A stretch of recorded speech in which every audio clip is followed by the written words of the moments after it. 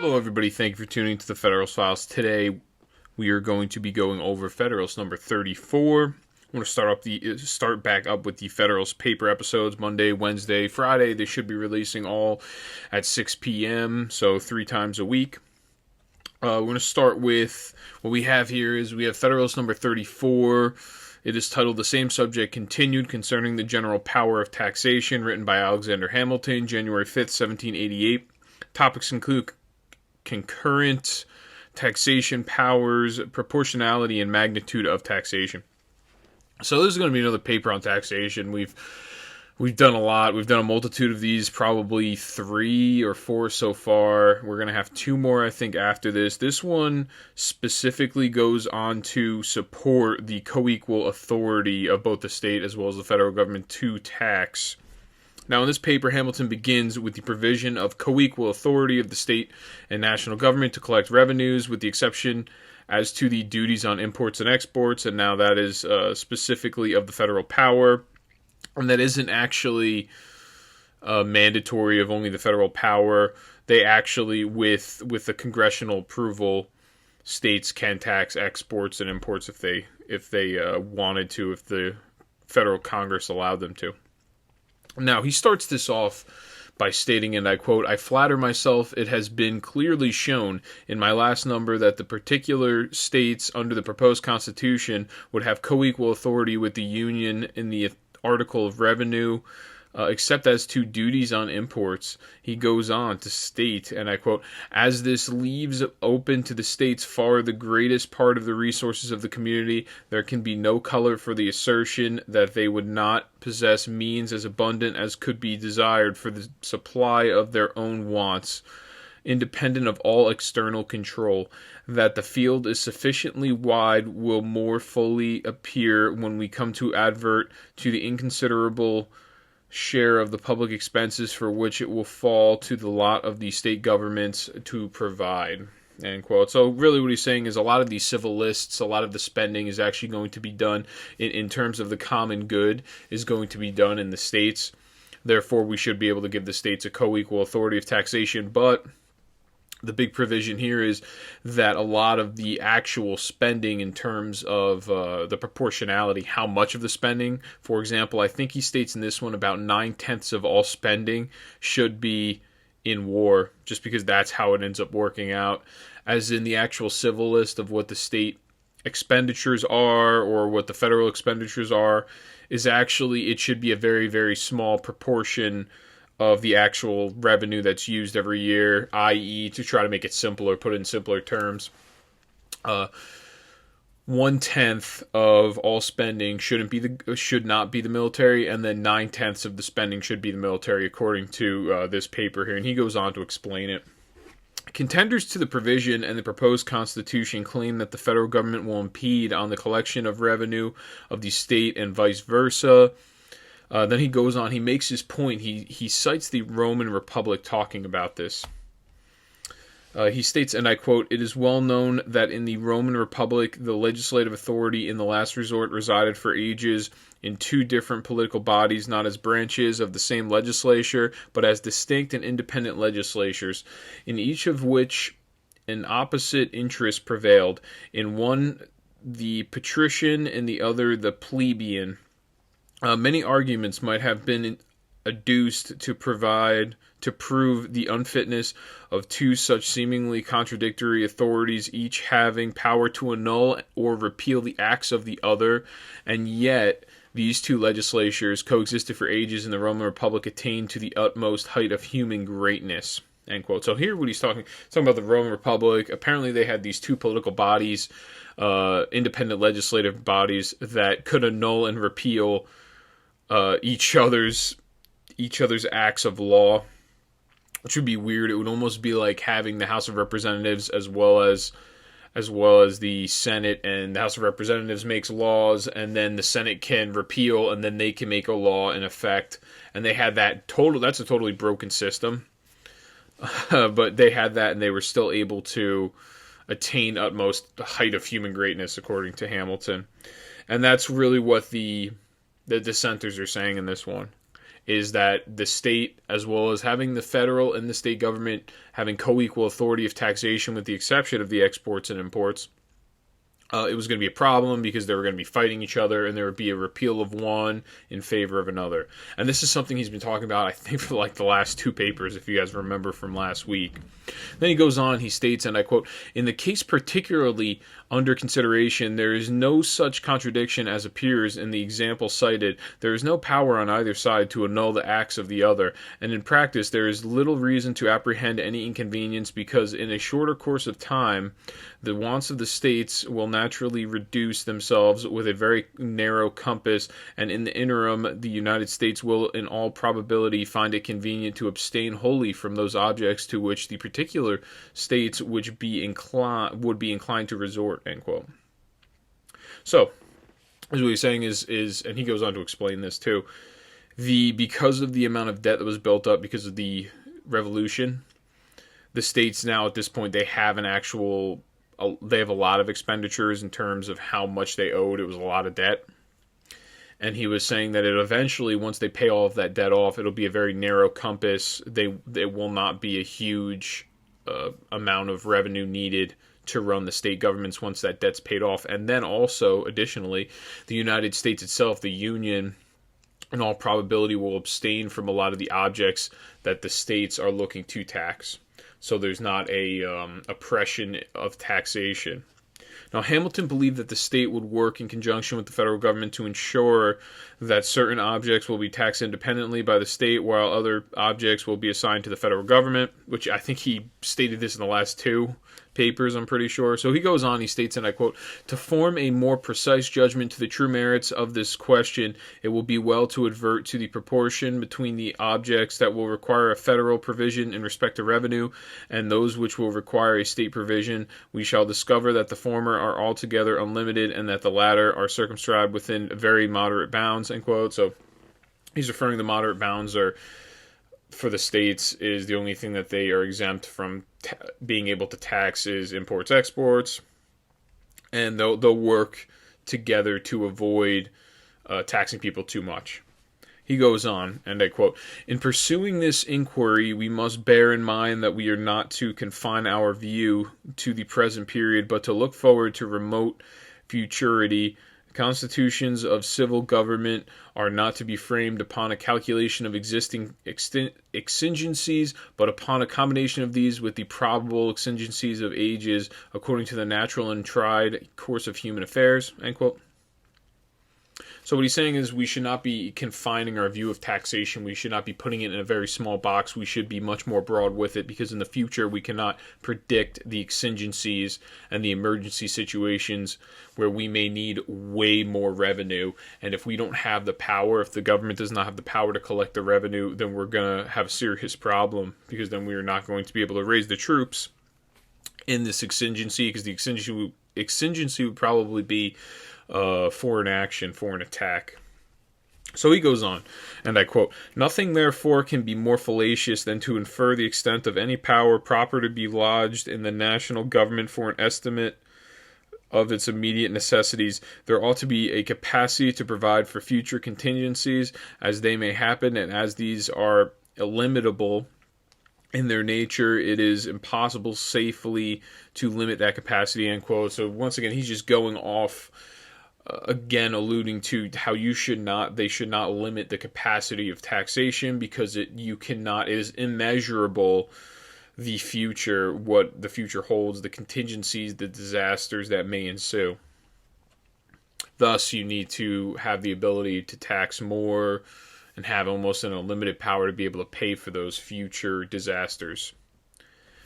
He goes on, and I quote, "Observations confined to the mere prospects of internal attacks can deserve no weight, though even these will admit of no satisfactory calculation. But if we mean to be a commercial people, it must form a part of our policy to be able one day to defend that commerce.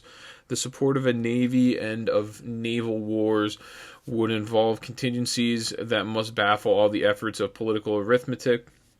End quote. So here what he's referring to the exact situation that we might actually have arise is we may have a foreign enemy attacking us on our naval on our naval capacity in the Atlantic Ocean, on the Atlantic front. Thus, because we wish to be a commercial people and we wish to be able to export our goods as well as import other goods from other countries, we're going to need to build up a navy, and for that reason, we're going to need the unlimited taxation that he was referring to. And now, I like to differentiate this. I've done this before. Taxation, when he's referring to some limited taxation, notice the only thing that he is referring to the unlimited taxation is for military action, and is for to be able to raise troops and for self-preservation reasons, to build up a military to be able to fight foreign invasion or foreign attack, rather than what now is defined as the unlimited. The taxation now, we're taxing for other people's health care to get taken care of, or we're taxing now so then we can take away people's student loan debt. That's the taxation now that people seem is somehow I guess conducive to others, which is nonsensical. Now, he explains that at this time animosity was high in Europe. He asks, who can ensure us that in its progress a part of its when he means it's Europe's fury would not be spent on us. So he's afraid at this point that Europe may attack them because they were in such high tension all the time. They were always fighting each other. And he goes on, and I quote, "Let us recollect that peace of war will not always be left to our option. That however moderate or unambiguous we may be, we cannot count upon the moderation or hope to extinguish the ambitions of others." End quote. So this is a pretty cool quote. At the very end, where he states, we cannot count. We need to count on ourselves. We cannot count on the unambitiousness of others to extinguish the threat from others, or pretty much when you go to play, it's like, for example, when you go to play when you go to watch a football game, and then your team loses, and you say something like, we didn't deserve to win, or they just outplayed us. You want to be in a situation where you did everything you possibly could, and the other team outplayed you. You don't want to have to hope the other team just didn't come to practice all week. That's really what he's trying to say. You don't want to have to hope that when Great Britain attacks us, that Great Britain didn't do their homework and didn't have the money. We're more worried on our front, everything that we're doing right, make sure we do everything that we could do within our power for self-preservation. We're not going to sit here and hope that Great Britain is ineffective in the way they run their government and their military. So next, Hamilton, he implores, and I quote, "To judge from the history of mankind, we shall be compelled to conclude that the fiery and destructive passions of war reign in the human breast with more powerful sway than the mild and beneficent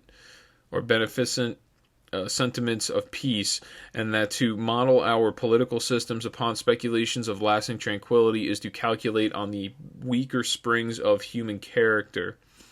End quote. So he's just saying mankind in and of itself has destructive passions of war. They're ready to fight, and that's just basic human nature.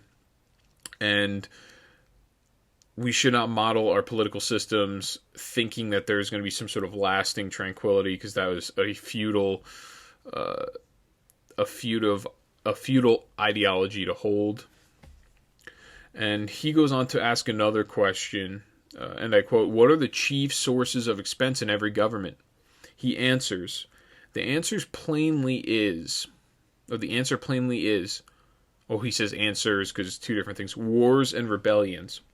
He calls these two the two most mortal diseases of society.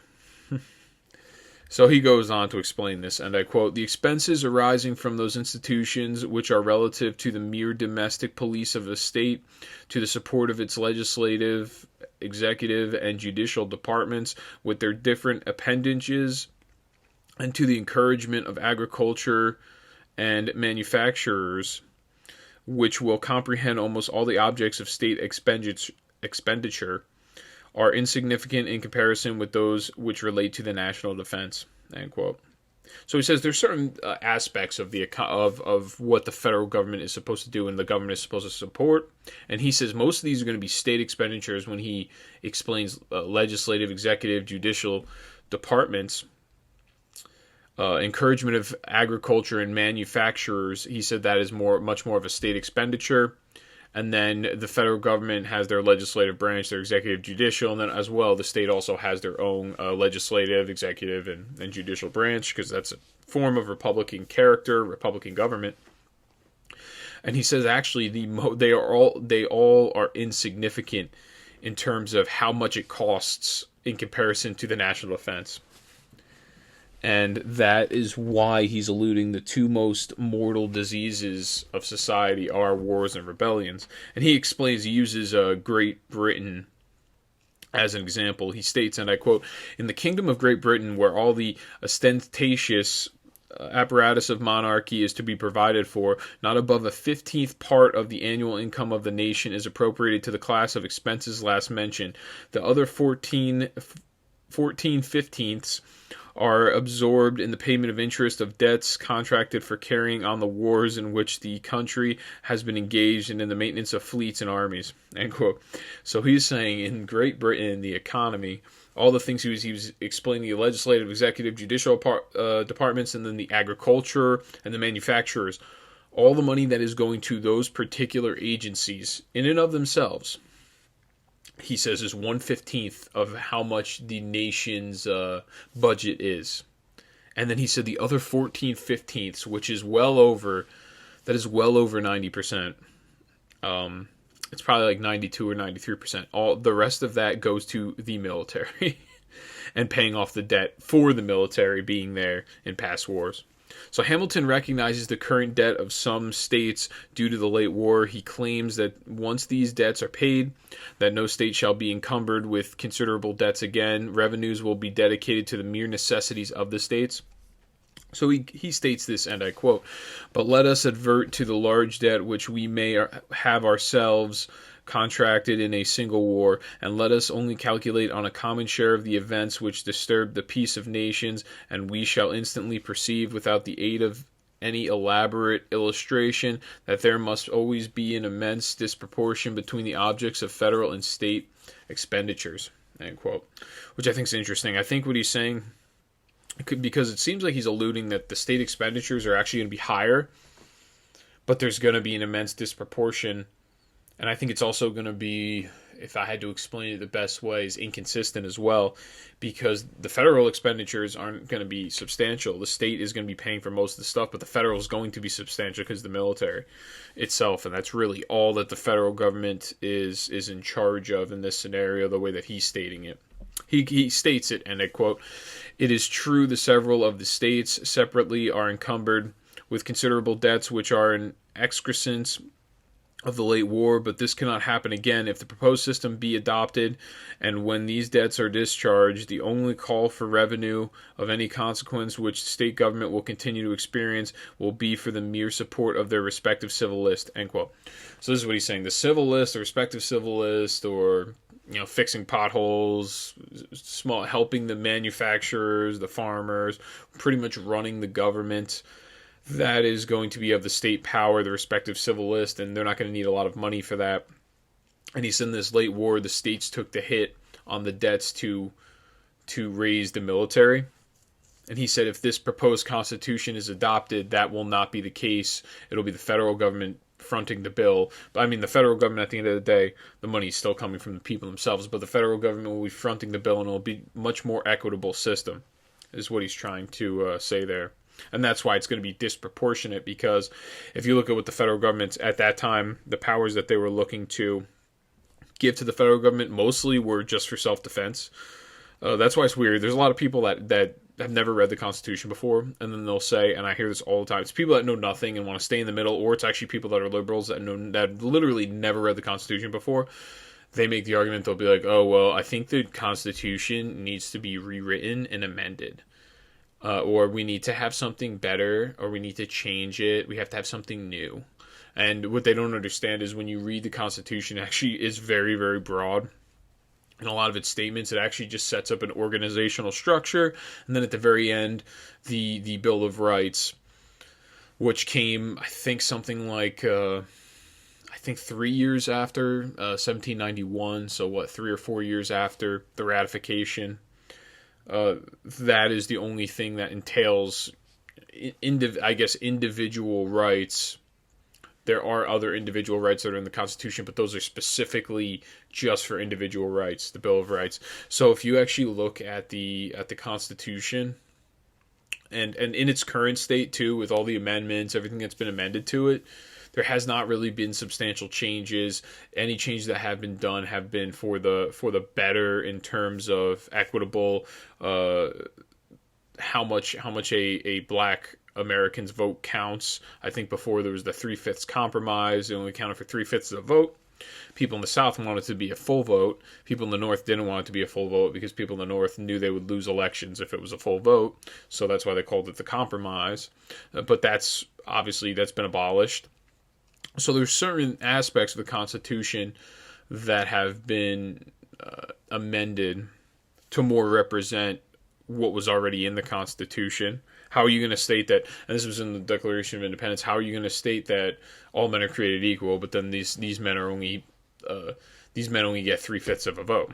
So it's just, so they pretty much took the Constitution and they amended it, I think, in a lot of ways for the better. There's some parts of it that I don't like, some of the amendments, such as the senators. Obviously, I don't like the income tax part. I don't think anyone likes that part, but so what the federal government's main scope was to provide for the military, for the funding, for the apparatus of the military, and that was really it if you actually read the Constitution. And that's why it's kind of infuriating when you hear people complain about it and disparage the Constitution, and they know absolutely nothing about it. They've never even read it, and it's not long. It's this small booklet that I have here.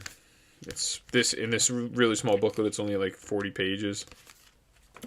So then he goes on here, Hamilton. Hamilton confronts dissenters of the unlimited provision. He calls it, and I quote, "In framing a government for posterity as well as ourselves, we ought in those provisions which are designed to be permanent to calculate not on temporary but on permanent causes of expense," end quote.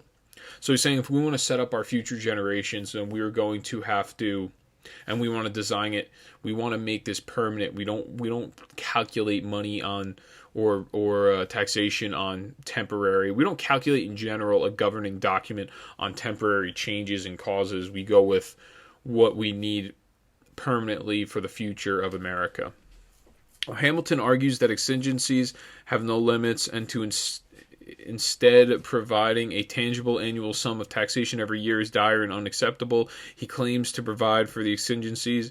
This annual sum will either be too low or will match the necessity, but in turn take away resources of the community needed for the public welfare. I think this is where he was referring to how I think the dissenters were saying, like, at this time they didn't have a currency, so they were saying something like £200 a year for each state, or 200,000 pounds a year, and he just said that's unreasonable because what happens if a war breaks out and then we don't have the funding to fund the military? So he goes on. He states, and I quote, "To extend its power further in exclusion of the authority of the Union would be to take resources of the community out of those hands which stood in need of them in the public welfare, for the public welfare, in order to put them into the hands which could have no just or proper occasion for them," end quote. I think this is the part where he was talking about, and I guess I didn't put the other quote in here, but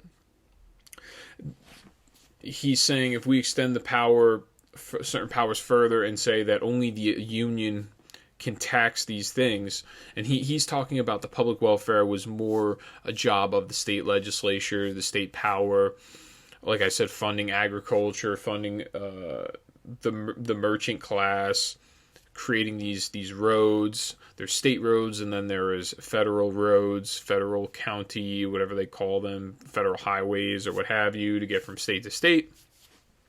He said mostly a lot of the public welfare stuff was supposed to be done on the state, and if we excluded that authority only to the Union of certain taxation, then the money from the state expenditure would get into the wrong hands. It would get into the federal government's hands, and it's not really the federal government's job to worry about the public welfare of the constituents of that state. But essentially, and this does, I think, work better, is you give the funding rather to your county, your state, or your township, and then you work within the small government system and the local political system to try to use the funds more adequately so it better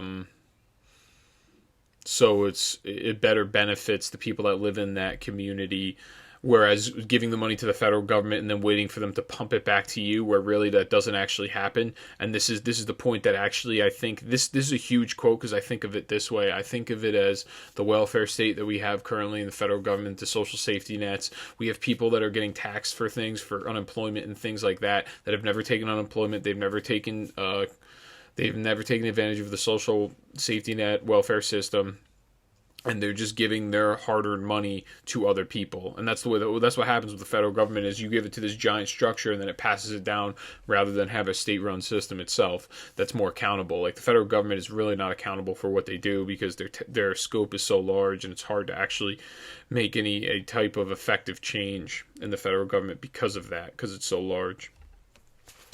And that is why Hamilton believed in a comprehensive approach in terms of taxation and budget restrictions. Hamilton called that the objects of revenue shall be, and I quote, in proportion to their comparative necessities, end quote. He goes on to explain this a little bit in these next couple quotes. In conclusion, because we're at the very end here, he states, and I quote, as to the line of separation between external and internal taxes, this would leave to the states, at a rough computation, the command of 2/3 of the resources of the community to defray from a tenth to a 20th part of its expenses, and to the Union 1/3 of the resources of the community to defray from 9/10 and 19/20 of its expenses. So he's saying this is why there should be a concurrent jurisdiction, or a co-equal authority of taxation, because you have the state, it's going to be so disproportional. The state will hold 2/3 of the resources of the community, the things in which can be taxed, but they only need a 10th to a 20th of the expense of the actual expenses taken in from that taxation, meaning that a 10th or a 20th, I'll just round up to 10%. So he's saying that the states only really need 10% of all taxation across the country to run their government and their short civil list, and they have 2/3 of the economy, whereas the federal government in this case would only have 1/3. If you don't want them to have co-equal authority, they would only have 1/3 of the resources of the community, and they have to pay the other 90% of the expenses are them. They are the other 90%. So that's the reason for the co-equal and the concurrent jurisdiction. And he goes on to explain this, and I quote, the preceding train of observation will justify the position which has been elsewhere laid down, that a concurrent jurisdiction in the article of taxation was the only admissible substitute for an entire subordination in respect to this branch of power of state authority to that of the Union. Any separation of the objects of revenue that could have fallen upon would have amounted to the sacrifice of the great interests of the Union to the power of the individual states. So he's saying that if the federal government was not able to tax this, then we're going to see a falling of the Union in favor of the interests of the individual state, or the power of the individual states. But the fall of the Union is actually in the interest of the individual states. So we're going to give these individual states more power and allow the federal government to be very, very, very, very, very limited. And in result of this, we're going to see a collapse of a union, the federal government, in favor of just allowing the states to have their individual power. Now, he continues, and I quote, the convention thought the concurrent jurisdiction preferable to that subordination, and it is evident that it has at least the merit of reconciling an indefinite constitutional power of taxation in the federal government with an adequate and independent power of the states to provide for their own necessities, end quote. So that being said, this provision of concurrent jurisdiction to taxation is fully justified, or else the national government would be subordinate to the state, thus rendering the latter more powerful and the country much more unstable. And it works the other way. It works vice versa too. If the state government did not have the same amount of jurisdiction, or the federal government was much more superior in the jurisdiction of taxation, And you're going to see a federal government that is untethered in its power and is much more powerful than the state government. And that's the point of the Constitution. There's a safeguard. There is the state, then there's the federal. They're both supposed to kind of safeguard against each other and protect you against each other. And then you have the representatives from each. That's the whole point of the whole system. And it also recognizes the sovereignty of individual statehood. And that's why D.C. cannot become a state, because D.C. is supposed to be recognized as a federal property, federal land that is within these states. It cannot also be a state and also be federal at the same time. Constitutionally, it just does not add up. It cannot work out. I mean, who knows what they'll do? I've heard they're trying to do it, but I'm not exactly sure. So that's going to be it for this one. I greatly appreciate everyone for tuning in. Please check out my current event episodes. I think that you will find them to your liking. I think there's a lot of I leave short clips up there on Rumble, shorter clips, just to show, I guess, maybe your liberal friends, or show them, if you want to have debates with your liberal friends, the points that I make in there are very solid. If you want to show, maybe try to convince people to come to your side with certain things. I know I have one on the pipeline I talk about a little bit. I think that one might have to do with the differences between, or that America won't unite behind Joe Biden or something like that. Just talking about the Keystone Pipeline and how it's an indefensible position getting rid of it, just because the amount of oil that we're going to use and consume in this country will still be the same. So now we're just going to have to ship it from other countries. It's essentially globalism. So yeah, thank you for tuning in. Everyone like, share, subscribe, please. And that's it. Yeah, I greatly appreciate everyone for tuning in. Everybody have a good day. I'll see you on Wednesday. Thank you.